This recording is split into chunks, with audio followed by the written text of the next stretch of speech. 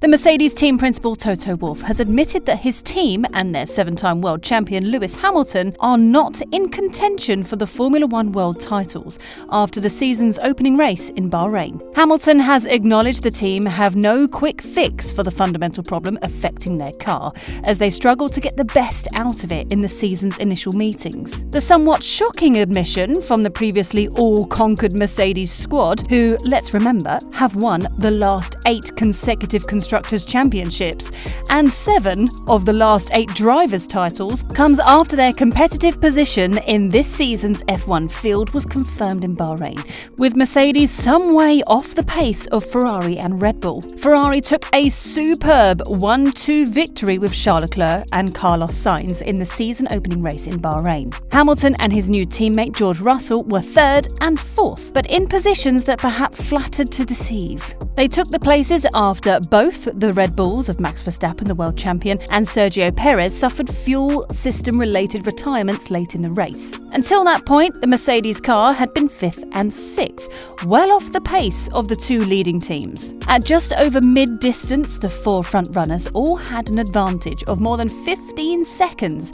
over both Mercedes, with Leclerc in front, a full half a minute up on Hamilton. Mercedes have been fully aware they were struggling, their car suffering from the downforce stalling-related problem known as porpoising. With the evidence from Bahrain, Wolff acknowledged that until they solved the issue, they would be in no position to mount a challenge. If you look at the pecking order today, it seems a very long shot to even think about being in contention for any of the championships, he said. Realistically, when you're 3rd on the road, you can't think about winning it. However, Toto did say that he believed it was a great result for the team, but that ultimately the team's strategy and the W13 weren't up to scratch. Today, we were punching above our weight class, with the Red Bulls DNFing, but 3rd and 4th is a fantastic result. I think with the soft tyre on pure pace before the tyre degrades, we are almost there. Not where Leclerc is, but with others. The degradation is too big, and today we tried to do something different by putting the hards on, but it was a second slower every single lap, so lesson learned. I think we were overwinged today. We had too much drag, and that is just because we are lacking parts at the moment, but hopefully we can remedy that and make progress on the top 2's advantage. We really need to leave no stone unturned on the PU side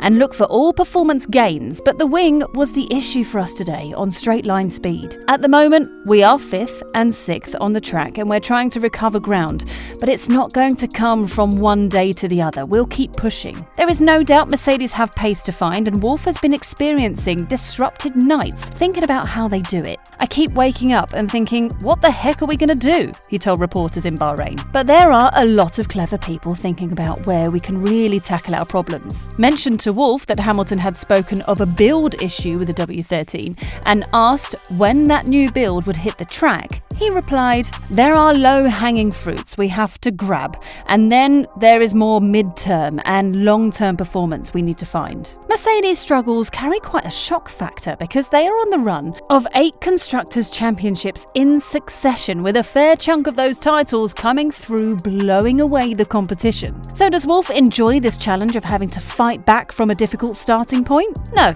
I'd rather be 1 second ahead of everybody else and disappear into the sunset, was his response. But it is what it is. You can call it a challenge or you can call it problems, but either way, we can't leave it there. Mercedes all race were clearly not anywhere close to the level being produced by Scuderia Ferrari or Red Bull. Both W13s were incredibly over 30 seconds behind Leclerc before the race had even reached half distance. Mercedes trackside engineering director Andrew Chauvelin is hopeful the team can get on top of their issues. Otherwise, it could be a painful Saudi Arabian Grand Prix in the next weekend. We knew we weren't quick enough coming into the weekend, so our goal for this weekend was one of damage limitation in the championship. In terms of pace, we're more or less on our own. We couldn't realistically put any pressure on Red Bull and Ferrari, but we weren't really under any pressure from behind. This allowed us to play a bit with the strategy, moving quite early to a 3-stop with Lewis. Our priority has to be to get on top of our current performance issues. We don't have a car to fight for pole or race win wins, and that isn't something we can tolerate for long if we have ambitions to win the championships. The balance was quite tricky, but the main issue is just a lack of grip caused by the fact that we have to run the car so high to avoid the bottoming. However, the weekend hasn't been without its positives. The gaps were pretty big, but we can see so much performance that we can bring relatively quickly. The team has also worked well and the car has been reliable. We have a lot of ideas to explore to improve our pace, and we're working hard over the next few days and weeks to bring those to the track. Hamilton, who has been positive despite the setbacks his team face, was clear that the problems will not be solved before the next race meeting in Saudi Arabia, noting that the issues cannot be addressed merely by adjusting the setup of the car. "I'm hoping for the next race we manage to find some improvements," he said, "but it's a fundamental issue that's going to take a little bit longer to fix." He was, however, pleased with the way his Mercedes team had reacted to their setbacks. The team had previously shown fortitude and dedication to fight back against a strong Ferrari in 2017 and 2018, ultimately taking victory, and last season were resilient in forcing the title fight to the wire against Red Bull and still securing the Constructors' Championship despite Hamilton's disappointment in losing the driver's title in the controversial final. "Given that we have been faced with these challenges, which we were not expecting, no one's been down during this phase where we've been struggling," Hamilton said. "Everyone stayed positive. Everyone's just kept their head down and kept working. No one's moaned, and that's great to see." Wolff said it was up to the team to regain land centimetre by centimetre in what will clearly be a drawn-out fight back, that they could not simply throw parts at the car until they had solved the main issue with the porpoising. Optimism remains that when they do so, they will be able to be very competitive, as Wolff was expectant they could unleash the performance that we hope to be in the car. Red Bull's team principal Christian Horner said he believed his team and driver Verstappen would recover from their disappointment to come back, buoyed by the pace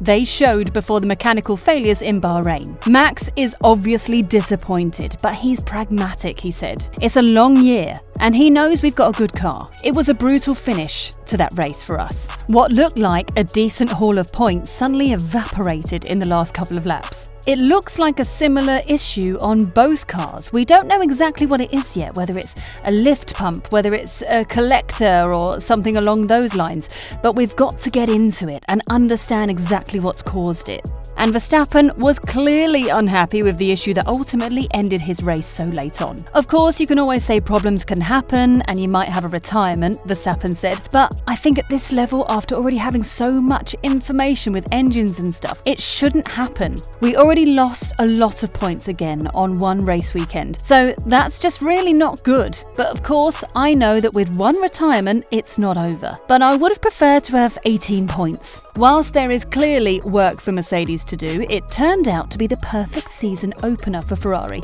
as they turned out to be a 1-2, and Ferrari are optimistic they can fight for this season's Formula One titles." The Scuderia ended a 45-race win drought, the second longest in their illustrious history. Through Charles Leclerc's pole to lights triumph on Sunday, and better yet, it was a 1-2 with Carlos Sainz in second place. F1 has only had a two-team fight for the championship in recent seasons, but it now appears that Ferrari have taken advantage of the major 2022 rule changes after 2 years languishing in the midfield, are ready to battle at the front once again. "Coming into the season, we surely knew that they were going to be in a better position compared to the last 2 years, but we didn't really know where," said Leclerc. "And now we see that we are actually in the mix to fight for the title, so it's amazing. We'll fight for it, for sure." Ferrari, with 31 titles and over 1,000 race starts, are the most successful and historic F1 team. Although they are without a title since Kimi Raikkonen's driver's crown, their Bahrain GP victory, comfortable yet emphatic, points to a welcome return to contention. It's just great news for Ferrari and for us, because it's where Ferrari should be. And it's where Shah and I want to be in our lives, fighting for world championships, explained Sainz. It's still going to be a long year. We still need to make sure that we develop well with this car, because at the moment it is a quick car, but it also needs to be quick the whole year to keep us in the fight. Ferrari team boss Mattia Binotto told reporters after the victory that he would wait at least 4 or 5 races before being sure of their title hopes. Well, all eyes will be on the Scuderia once more in race 2, which is in Saudi Arabia.